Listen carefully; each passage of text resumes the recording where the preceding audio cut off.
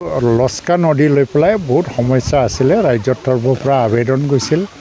আমাৰ কোকৰাঝাৰ যিটো soil conservation ডিভিজনৰ DO তেতিয়া মিলি আছিল, এতিয়া দেউৰী আছে, তেখেতসকলেও এটা প্ৰপ'জাল পঠাই দিছিল।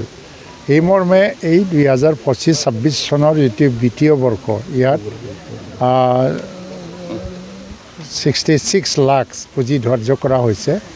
ইয়াৰ দ্বাৰা জিঅ' বেগৰ দ্বাৰা এটা প্ৰটেকশ্যনৰ কাম হ'ব।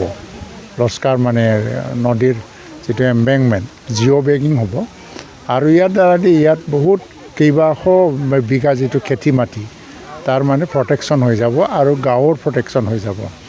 মই ভাবিছোঁ যে কামবিলাক ভাল হ'লে ইয়াত কৃষিজীৱী ব্যক্তি কৃষকসকলৰ কাৰণে যথেষ্ট উপকৃত হ'ব আৰু এই গাঁৱৰ প্ৰতি যিটো এটা ভাবুকি আহিছিল ইৰ'শ্যন বা খহনীয়াক লৈ পেলাই এইটো ৰোধ হ'ব।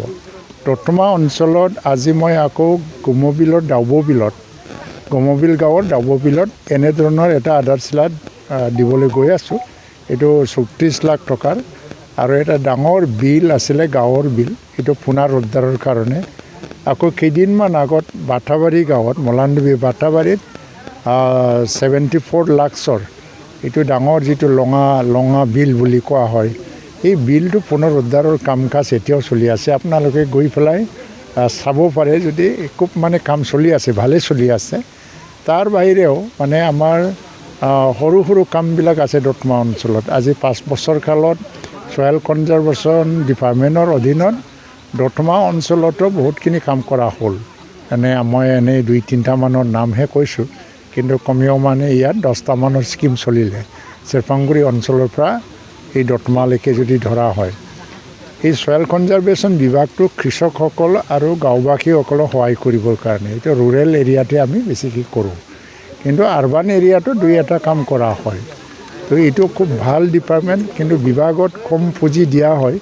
এনুৱেল যিটো এল'কেশ্যন খুব কমেই হয় আৰু সেইকাৰণে সৰু সৰু প্ৰজেক্ট লৈ পেলাই আমি কাম কৰিব লগা হয়। মই ভাবিছোঁ 2 নম্বৰ থুৰিবাৰীত যিটো এটা প্ৰজেক্ট ধৰা হ'ল এইটো ৰাজ্যৰ কাৰণে খুবেই মানে উপকৃত হ'ব।